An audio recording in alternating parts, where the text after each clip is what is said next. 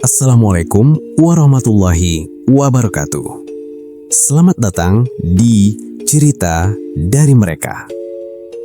Malam ini, sebuah kisah tentang seseorang yang terdesak keadaan hingga memilih jalan pintas. Inilah pesugihan uang bibit yang awalnya terlihat seperti berkah, namun berakhir menjadi kutukan yang mengerikan.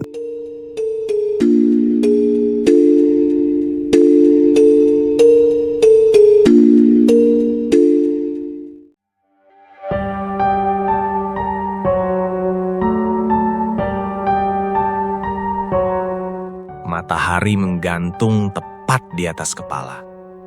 Panasnya bukan sekadar menyengat kulit, tapi seperti membakar perlahan. Menekan dada, membuat napas terasa berat. Andi pagi sekali sudah keluar dari kontrakannya. Dengan langkah terseret, dia mendorong gerobak ciloknya. Roda gerobak itu berdecit panjang. Krit! Menuju sekolahan tempat biasanya dia mangkal. Dari mulai datang di tempat itu, sampai anak-anak bubaran sekolah, ciloknya hanya laku beberapa bungkus saja. Dia memperhatikan pedagang yang ada di tempat itu. Semuanya laris, banyak anak-anak yang rubungi. Sedang dagangannya sepi, gak seramai mereka.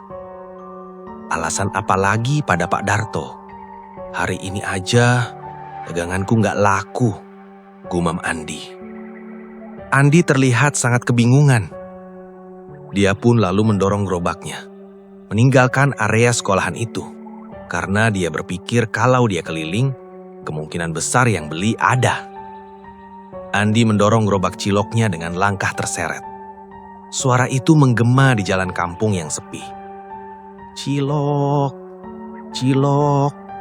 Suara Andi serak, hampir seperti bisikan. Tidak ada jawaban, tidak ada anak-anak, tidak ada ibu-ibu, tidak ada siapapun. Pada kemana orang-orang semua? Sepi banget nih kampung, kayak kuburan aja. Andi menghentikan langkahnya. Teriknya matahari mendera tubuhnya. Keringat membasahi tubuhnya, dari mulai ujung rambut sampai ujung kaki. Dari kejauhan, dia melihat sebuah pohon besar. Aku istirahat sebentar di bawah pohon itu dulu. Ia pun berhenti di bawah pohon yang meranggas. Dia menaruh gerobaknya di bawah pohon itu. Sekaligus dia pun duduk menyandarkan tubuhnya pada batang pohon itu. Dia mengipasi tubuhnya dengan tudung yang ia pakai melindungi kepalanya. Bayangan pohon itu jatuh panjang, tapi anehnya seperti bergerak perlahan mengikuti tubuh Andi. Ia tidak menyadarinya. Panci cilok masih penuh. Uapnya sudah tidak mengepul lagi. Kuah kacang mulai mengental, menghitam di pinggir wadah. Kenapa sepi terus ya? Di sekolahan tadi gak ada yang beli. Keliling pun gak ada yang beli, gumamnya. Tiba-tiba, dari kejauhan, dia melihat seorang anak kecil berdiri di tengah jalan. Diam, menatap. Andi mengerjapkan mata. Andi berdiri dan menghampiri anak itu. Karena dia menaruh harapan besar kalau anak itu akan membeli ciloknya. Dek, mau cilok? Anak itu tidak menjawab. Ia hanya berdiri. Kepalanya sedikit miring dan senyumnya terlalu lebar. Lebar sampai melewati pipinya. Andi merasa takut. Bulu kudutnya meremang. Ketika ia berkedip sekali lagi, anak itu hilang. Capek deh. Halusinasi kali gue. Andi menggeleng, mencoba menepis. Sampai menjelang sore, ciloknya masih ada. Dengan gontai dan tubuh lemas, dia kembali mendorong gerobaknya, pulang ke kontrakannya. Dari jauh dia sudah lihat, di depan kontrakan, Pak Darto, pemilik kontrakan, sudah berdiri. Wajahnya gelap. "Andi?" Suara itu berat, menekan. Iya Pak." "Bayar kontrakan sekarang." Belum ada uangnya Pak." "Sudah berapa bulan kau belum bayar kontrakan?" 2 bulan. Andi menunduk. "Jadi, kapan kau mau bayar?" "Saya usahakan, tapi sekarang belum ada uang." Pak Darto melangkah mendekat. "Aku kasih kamu waktu. Ini yang terakhir." Ia menepuk bahu Andi. Tepukan itu dingin, aneh. Kalau minggu ini tidak bayar, ia membungkuk, berbisik di telinga Andi. "Kamu keluar, atau saya yang keluarkan." Andi menelan ludah. Saat Pak Darto pergi, bayangannya tidak terlihat. Malam hari, lampu kontrakan berkedip. Tuk, tuk, tuk. Suara tetesan air terdengar di sudut ruangan. Padahal tidak ada kebocoran. Andi duduk menatap uang receh. Jumlahnya tidak masuk akal. Kurang, selalu kurang. Tiba-tiba, terdengar suara motor berhenti di depan kontrakan Andi. Lalu, tok, tok, tok. Pintu diketuk seseorang. Andi terkejut.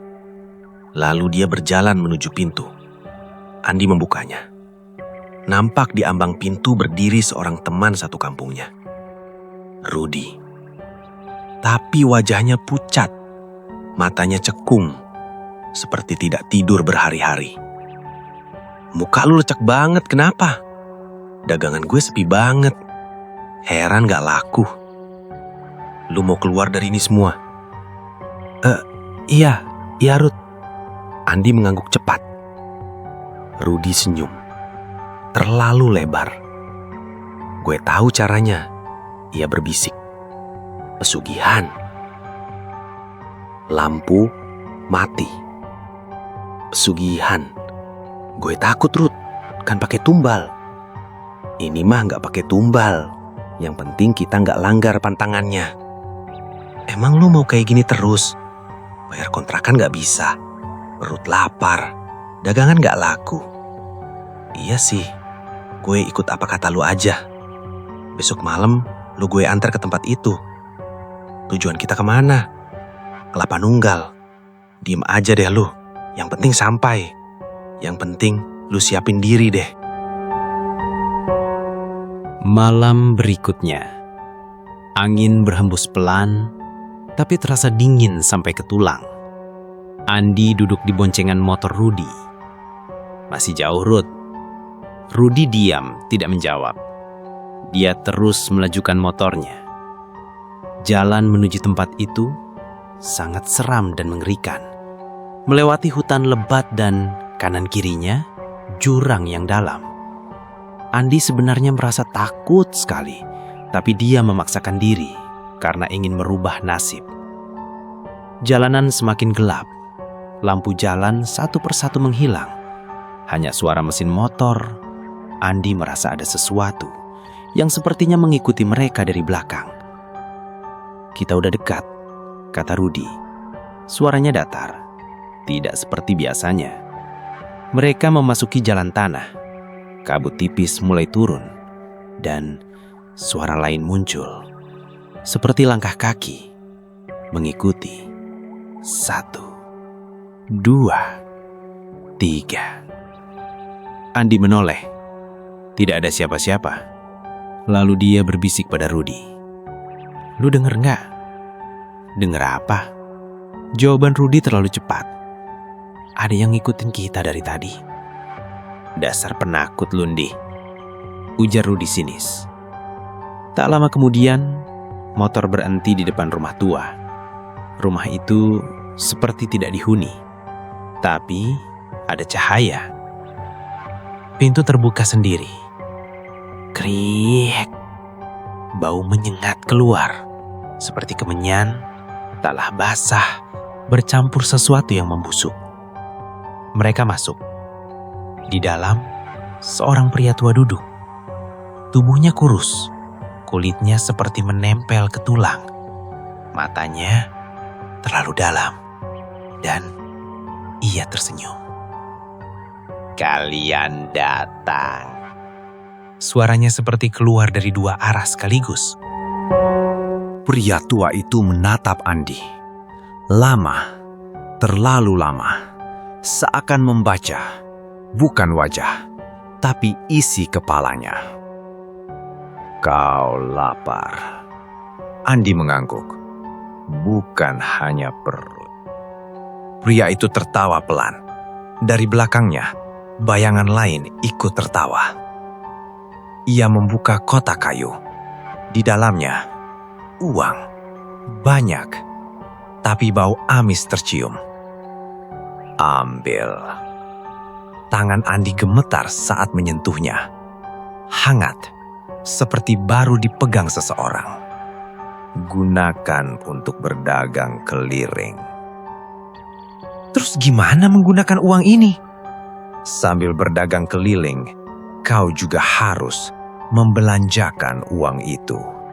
Nanti kembaliannya kau kantongi. Terus uang bibitnya hilang dong. Dia akan kembali utuh di tempatnya. Tapi kau harus ingat, setiap hari jangan keluar wilayah. Jangan rakus. Jangan serakah. Setiap kalimat diikuti bisikan lain. Lebih pelan, lebih dekat ke telinga Andi. Kalau melanggar. Pria itu mendekat. Matanya hitam seluruhnya. Kami yang akan mengambil milik kami. Saat itulah, tanpa Andi sadari, dia sudah terlalu jauh dan tidak akan bisa kembali lagi. Hari pertama, cilok Andi ludes.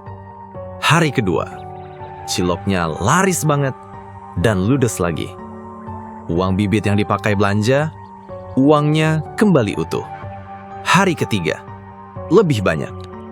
Begitupun hari-hari selanjutnya.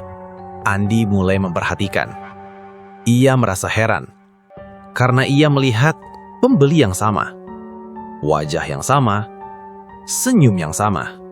Senyum yang sangat lebar. Bahkan senyum itu lebar sampai telinga. Mereka makan cepat sekali, tanpa pernah benar-benar mengunyah. Dan bayangan mereka tidak ada. Andi mulai yakin yang makan bukanlah manusia. Malam hari, gerobaknya sering berbunyi sendiri. Kriik. Padahal tidak ada yang dorong. Dan sering Andi mendengar suara anak kecil tertawa. Cilok, cilok. Menirukan suaranya dari dalam kegelapan. Keesokan harinya, Andi seperti biasa mendorong gerobak ciloknya. Dia pun berkeliling menjajakan ciloknya, serta terkadang berhenti hanya untuk membeli minuman. Pikirannya saat itu, dia harus dapat uang sebanyak-banyaknya. Dan dia pun sudah lupa dengan semua perkataan, pantangan, serta larangan dari dukun tua itu. Kali ini, tampaknya Andi seperti tidak peduli. Ia sudah gelap mata melihat uang. Banyaknya uang tidak membuatnya cukup, malahan kurang dan kurang terus. Ia pun mendorong gerobak ciloknya menyeberangi lampu merah, lalu menyeberang jalan, semakin jauh dari lokasi yang sudah ditentukan. Lebih jauh rasanya lebih baik, pasti nanti dapat duitnya banyakan. Pikir Andi seperti itu. Terlihat dia sekarang semakin jauh perjalanannya, semakin rakus, semakin serakah untuk mendapatkan uang. Ia telah jauh keluar wilayah. Malam itu, langit gelap tanpa bintang. Andi mendorong gerobak ciloknya dengan perasaan yang sangat senang, karena hari ini pendapatannya banyak. Andi pulang dengan kantong penuh uang. Ia tertawa terus tanpa henti. Berhasil, gue berhasil. Tapi dia tidak menyadari kalau di belakangnya ada langkah. Banyak langkah. Ia tersadar dan menoleh. Dia terkejut melihat wajah-wajah yang muncul. Para pembeli, mata mereka kosong, mulut mereka terbuka. Dan dari dalam keluar suara, "Balikin! Balikin! Balikin!" Andi panik sekali. Ia berlari terus. Jalanan saat itu sangat gelap. Lampu terlihat berkedip. Tiba-tiba, datang sorot lampu besar. Truk kontainer. Andi tak sempat menghindar. Lalu, brak. Tubuh Andi terpental. Gelap. Hening.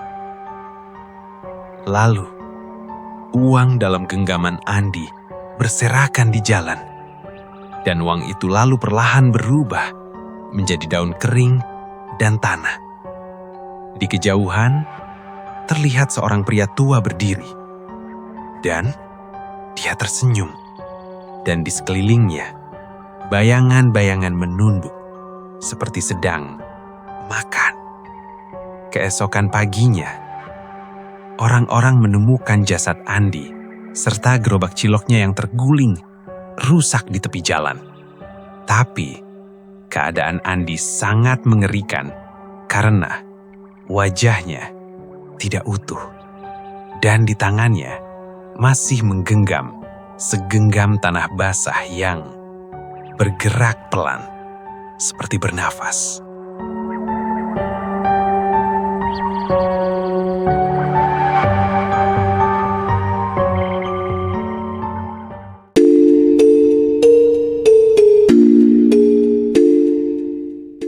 Kadang, yang terlihat seperti jalan keluar justru adalah awal dari kehancuran. Apa yang didapat dengan cara instan seringkali harus dibayar dengan harga yang jauh lebih mahal. Jika kamu berada di posisi Andi, apakah kamu akan melakukan hal yang sama? Tulis pendapatmu di kolom komentar. Dan ingat, jangan pernah bermain dengan sesuatu yang tidak kamu pahami. Terima kasih sudah mendengarkan cerita dari mereka. Jangan lupa subscribe, like, dan bagikan, karena semakin banyak yang mendengar, semakin banyak yang tahu bahwa mereka benar-benar ada. Wassalamualaikum warahmatullahi wabarakatuh.